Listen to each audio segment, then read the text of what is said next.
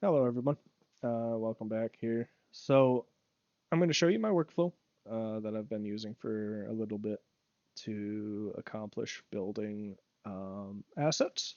So, things that you might see here, like the couch. Uh, Hold on. You got the couch, the chair, the stool, um, the bathroom. Let me get that text out of the way. The bathroom. So we got the toilet, the bathtub, the washer and dryer, the toolbox, these assets here, right? So I'll show you my general workflow of how to get those into a game engine. Um, and we'll go from there. So let's see what we need. Let's see, photo frames, general clutter, sofa, painting room, mirror. So let's go ahead and make a mirror. And what I want to do is make a stand-up mirror. This is what I envision in my head. And so what I'm going to do is go to my little selector here, and I'm going to get a cube, right? And I'm going to get the cube and go ahead and rotate it to the general size that I think I want. Um, so for some reason, OBS likes to make it so I can't click my selectors here. So I'll make it a little taller than that. If I could get my selector, there we go. That's probably good. And mirrors normally aren't very thick, so that'll be fine.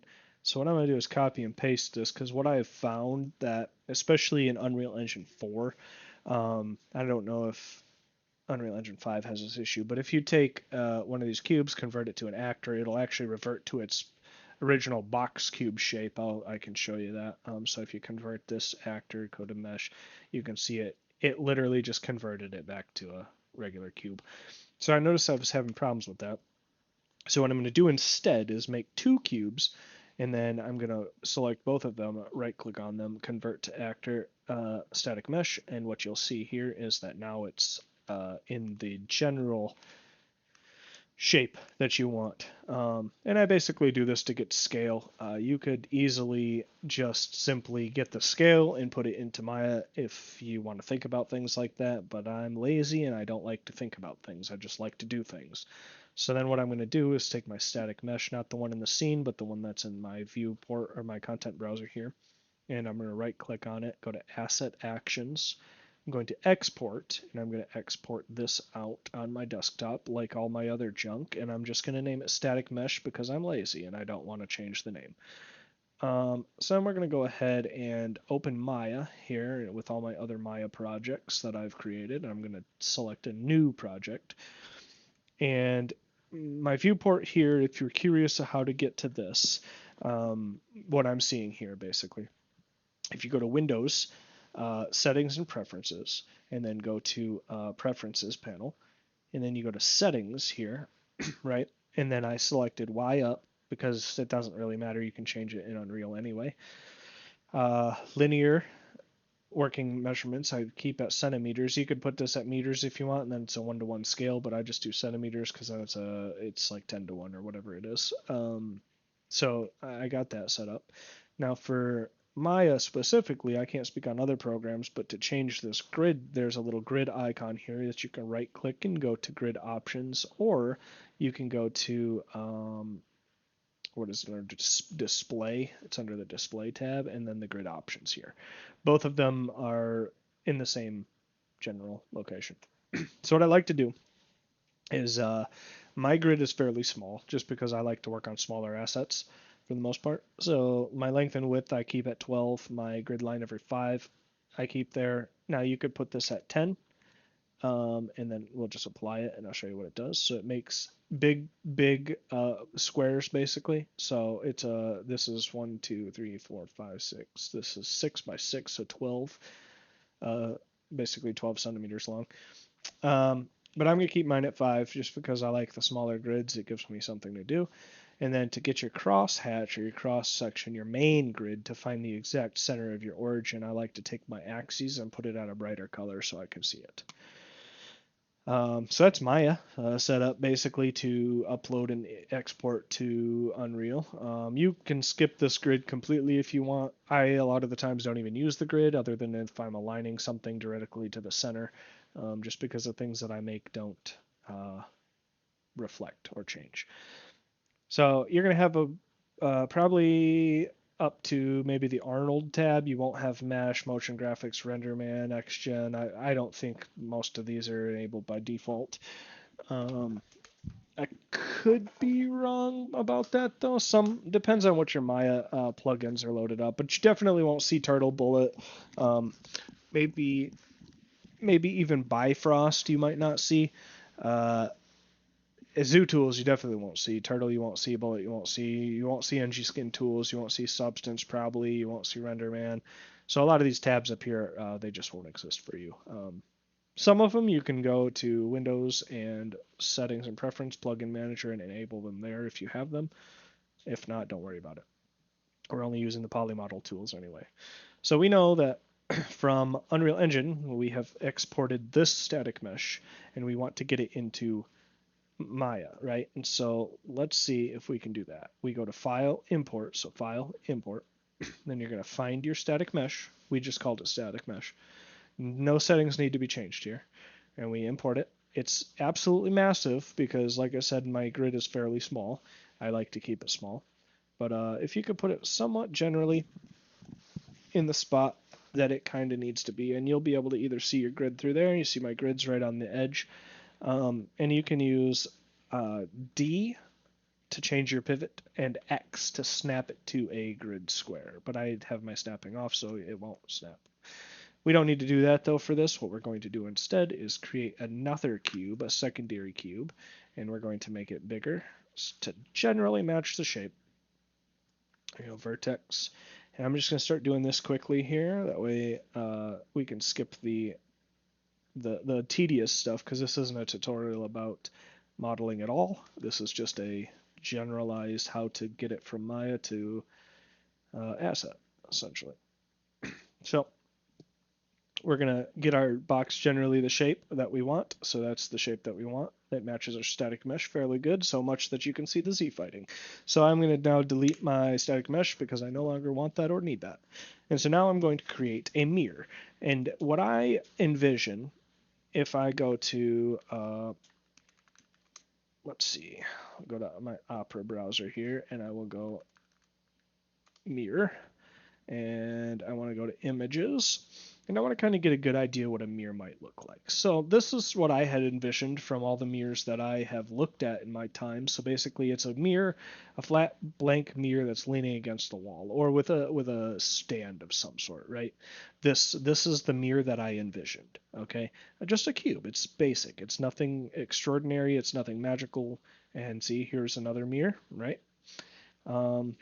I'm not going to be doing bathroom mirrors or anything like that. I'm just doing a front room kitchen mirror, so something like this, something like this. Now that you have a general idea of what you're going to make, let's make it. So I'm a firm believer in mysterious made up items in my head because that's what works for me. So I'm going to make this up as I go. So mirrors are fairly thin, so we're going to make it a little thinner. And what I like to do also is go to my edge, and I want to change my bevel rate, right? And I want to have a little more rounded corners, so maybe 0.3, and then my segments of 3. So that way they're nice and round corners, so they kind of flow. Then what I'm going to do is I think that we should have maybe a connecting edge right here, right? So what I'm going to do is add a connecting edge. So my connecting edge, and I want 2 of them because I want them to be symmetrical. And then I want to just accept that changes. So I closed my tool and hit enter. And then I want to get my scale tool actually and move my scale tool out until I'm happy with the edge. So the edge looks good there. So now we have, this is our mirror plate, okay? So we want a top border and a bottom border, that way it looks better. So I'm going to get my vertex tool, or my edge tool again, and I'm going to grab the side edges and literally rinse and repeat the same thing. Connect tool, 2 of them. And now if you go to connect tool again, you don't need to change the options because you already have 2 segments in there. which is what you're creating here. And I'm going to do the same thing I did with the side. I'm going to scale my sides up until I'm generally happy with it, and I think I'm happy with that. So I'm going to take my main face in the center now, and I'm going to go ahead and extrude it in until it turns black. When it turns black, that means the face is on the other side. So now I'm going to bring it back a little bit until it's back to my normal gray. Very nice. So then I'm going to take my edge, and I'm going to grab my edges around the mirror, right? And I'm going to go ahead and slap an old bevel on there, and I'm going to say 0.2, 3. Yep, that looks good to me. So that'll give us just a hint of background or like bevel to the side corner. It does increase your polys a little bit, but we're only at like barely 100 basically, or barely 200 really. So that's not a big deal for us, right? Because we don't care about that. Make sure we watch that because it'll be slightly weird. If you add a smooth on it, it creates a little oval guy, right? That might be a cool mirror too, but we're not going for that. We're going for just this here. So now unwrapping, how I like to UV unwrap is I like to go to my, let's see, we want the modeling tab. That's why I couldn't find it. But I like to go to UV, right? And I go like open up my UV editor, see what we have to work with now. It's not great. It might be kind of hard to see past my UV background. I could probably turn that off for you though right now. So I like to have this up here, this checker map background, so it applies a checker map to the background, so then you can actually see it in the world as the checker map background, so I like to keep that on. But so what I like to do here is I'll just minimize that for now because we don't need that right now. So we're going to select our object, and then we're going to go to UV, and then automatic mapping, right? So if we click automatic mapping, it gives us something that is generally serviceable. And when I say generally serviceable, it really depends on your model. So sometimes you get something that is an absolute atrocity. Okay, sometimes you get something that's decent. Like this is a square basically, so it's not hard for the automatic unwrapping tool to kind of guesstimate where everything should be. But never take this for granted. I'm not going to do a full unwrap video on this because it's not really necessary. But I'll show you the unwrapped UVs. They don't look bad.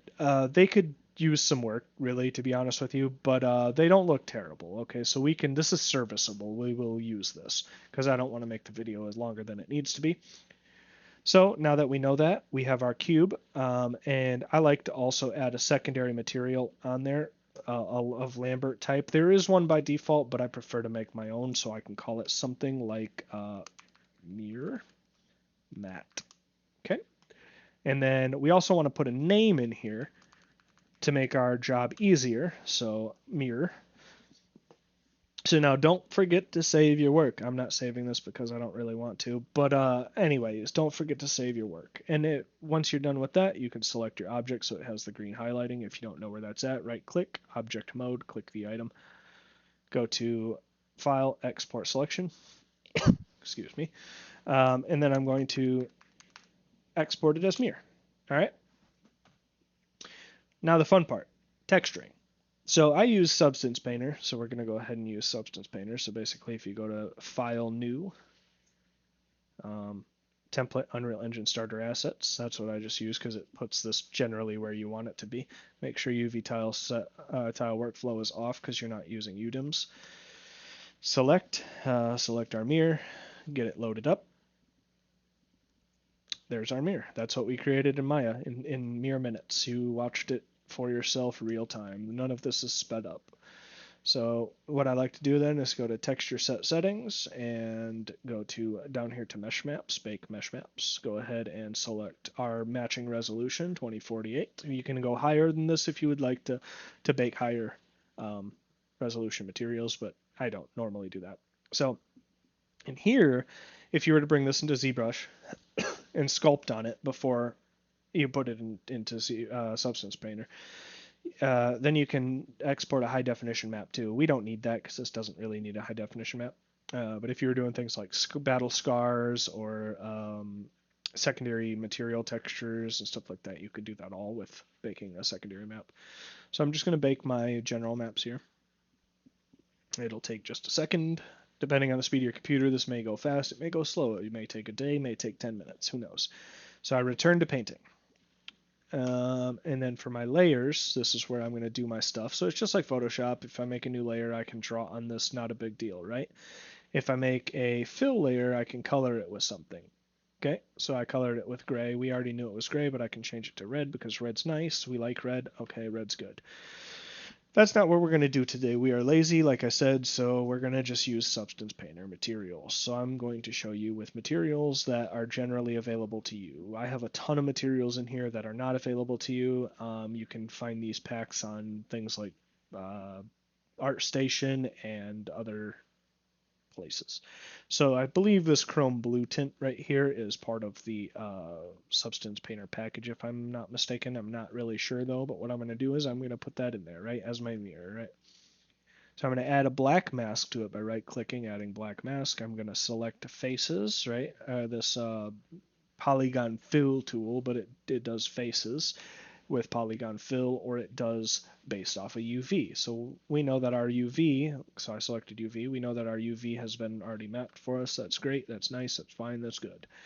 So I went ahead and changed that to our chrome color. So we're just going to leave it as that for now, and then we're going to do the border. So my border, I'm thinking I want a wood border, so I'm going to go to wood. Now you can use any of these woods. I have a wood that I prefer right here that was created outside of the base materials. This is what I like, though. I like this wood. You can use these other woods and get them built to your standard, but that's not what we're doing right now because I'm lazy. And so I've already made that material. I'm going to use that material. So I'm going to rename this wood. Oops, I'm going to rename this one mirror ref for reflection. And now we're going to open up our reflection settings because we care about that. That is what we want to know. So with reflection in Unreal, we want it to be as metallic as possible so it's almost metal looking, right? So first of all, I'm going to disable all this other excess junk because we don't want that really right now. I'm going to select my base metal. I'm going to look at my metallic settings, which seem to be already maxed out, so that's very nice. And roughness color, we can make it either super rough or really shiny. And you know what? That is a mirror, right? That, in my opinion, is a mirror. So roughness 0, metallic 1, because if we put metallic 0, it'll make it dull again. And let's start looking at adding these secondary effects for a bonus. So if we enable this green surface again, you can see it added us a nice little glow on the outside, and the more you bring it up, the more the glow brings or comes at it. We want a little distortion, so I believe a little bit of that would be fine. You can see there's a tiny bit of distortion on the side. That'll work good for us. So now we have a purple surface that adds a little purple hint or hue. You could see it there. So I think that we'll take a look at this and let's see. Yep. We'll just leave it at what it was before. 0.5 is good. So that's our mirror created in Substance Painter. So then what I like to do also is when I go to my export textures, because again I'm lazy. We'll click this and we will select Unreal Engine Packed by default, but I've set up a different one, ORM-BCN, and I will show you that at the moment here. I like to export in Targa files, old Targas. So I put it in Targa. I do ORM-BCN. So what is ORM-BCN? So if I go to my outputs and I select ORM-BCN, you will see it's no different than the Unreal Engine 4 pre-packed. They're all the same, except for one little caveat. How we work with things in Unreal is if I open up, say, furniture here, and we go to bathtub, right? My material takes a base color, a normal, and an ORM. So ORM, I'll show you that when we go to hook it up, but ORM is red, green, blue substandard, and they are occlusion, roughness, and metallic. And you can see that right here. So my mesh name will be my mesh, my texture set, and then my red channel, my green channel, my blue channel, right? So mixed AO, red, roughness, green, and my blue is my metallic. You can change these to whatever you want. ORM is pretty standard. And then I just went ahead and changed this, and instead of occlusion, roughness, ambient, blah blah blah at the end, I put ORM there, so my fellow artists know what to do with this file. So we're going to go to settings again, and we've selected our ORM BCN. We're going to select where we want it to save at. So we want to always put it on a place that we can remember it, and don't be like me and make a mess of things. So here I'm going to put mirror. So mirror. I'm going to open this up. I like to go to a file named textures, and we're going to go ahead and put our texture files in that texture map. So we're going to go ahead and export. It exports a BC, emissive, normal, and ORM. However, we don't have an emissive map, so Substance Painter knows that, so they skipped over it and only gave us the BC, ORM, and normal. That's fine. So we're going to go ahead and click this little button up here, open directory, because again, like I said, we are lazy and we don't want to fucking do any of that shit. So we got the three textures, the BC, normal, ORM. And so now I want to go to Unreal Engine, and I want to select my furniture, and I want to create a mirror folder, and I personally create a materials folder, and then I personally create a textures folder. In my textures folder, we know that our textures have to go in there. So we're going to go ahead and throw our textures in there someday. When they go, there they go. Okay. So our textures are in there, and our mirror right here needs to go into our furniture folder first of all, and then mirror will go to our mirror folder. That way we know where it's at for later purposes. And then I'll go to my mirror base mesh, and I'll put my mirror in there. And we know already that we did a 1-to-1 scale with this box here. So when we put it next to that box, it'll match up perfectly. So as you can see, our box has matched up perfectly, right? Very good. And it's just a blank little thing right now. We're not going to use this material. You can use this material, but I'm going to show you the ORM with this material.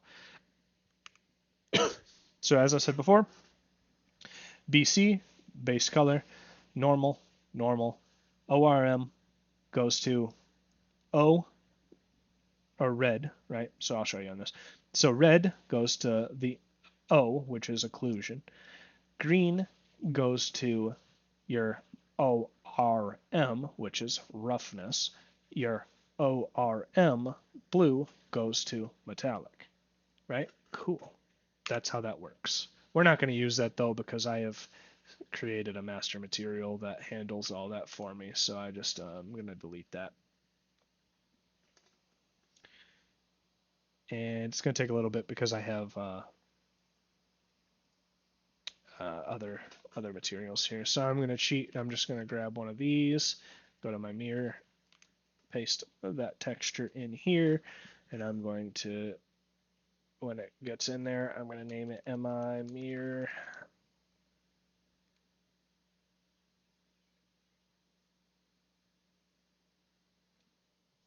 Hooked up to Perforce again, so it'll take a while. So now we put that in there. It has the couch texture on it now, so we're going to open up our material. We're going to go to furniture. We're going to go to our material. We're going to go to textures. Now we're going to take our base color, put it there. We're going to take our normal. We're going to put it there. We're going to take our ORM and put it there. And as you can see, we have a mirror. So we're going to go ahead and save that. And then you say, why doesn't it show up? Very well, because I'm in unlit mode. So if you go to lit mode, did I click it? I don't know if I clicked it. I can't see. Yep. So if you go to lit mode, you'll see kind of it has a little bit of reflection. If I were to take a point light, and put it in front, it'll actually have a reflective, that nice reflective surface. But we're not done here. So if you go to classes and you do box reflective capture, right? Let's see. I don't know where the box is exactly. It's absolutely massive. So we want to change our box collider to like 100 maybe.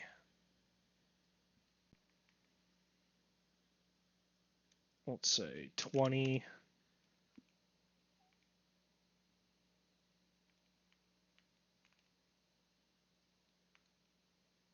my mouse is doing that thing again. There it is. All right. So I like to encompass the mirror in my box. We can delete our placeholder material or our placeholder items because we no longer need that. We can actually delete this point light too if I can select it. There we go. So now we have a reflection capture box, and so what that does is it captures the reflection. It's used to capture reflections in the scene in a box shape. Very easy. So you have sphere, you have planar, you have box collision. So I'm going to go ahead and add these to my source or my perforce. That way my other fellow artists can get to those assets.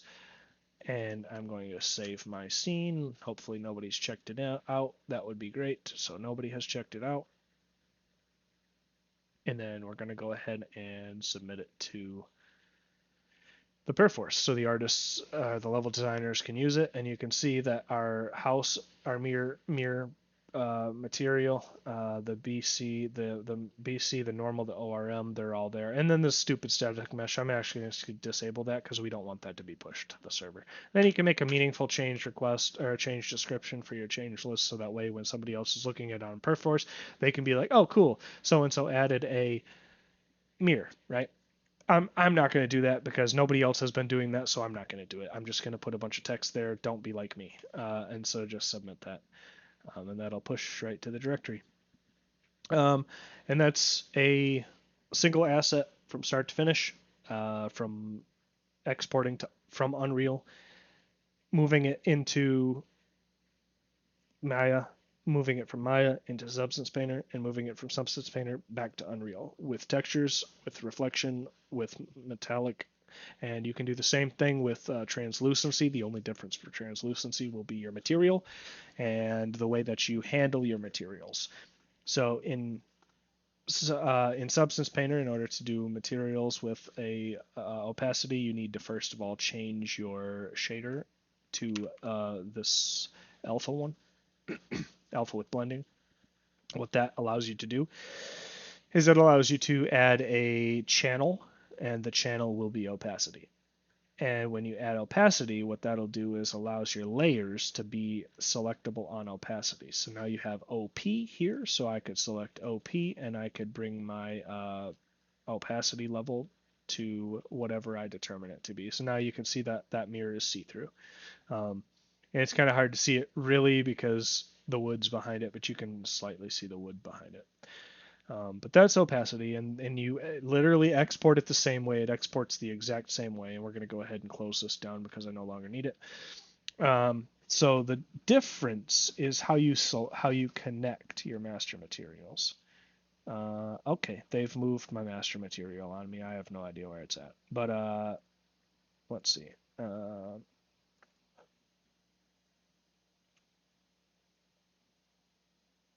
So our parent material is here. So we want to open this one up, and where did our parent go? I don't know. I don't know where they moved it to, but I'll just make another material here. It's just for testing. So the difference is now you need opacity, and it's grayed out here because you need to select this base material, and you need to go to your blend mode, translucent, and then you want to scroll down a little bit to where it says lighting mode, and then you're going to do surface translucency volume, and that'll allow you to give a opacity. And so your opacity is literally just a texture, right? It's a texture. The base color holds your opacity, so then you'll take your alpha and put that into opacity, and that'll determine where your opacity is at. That's how you do that. Very simple. So now that is it. Thank you guys for watching.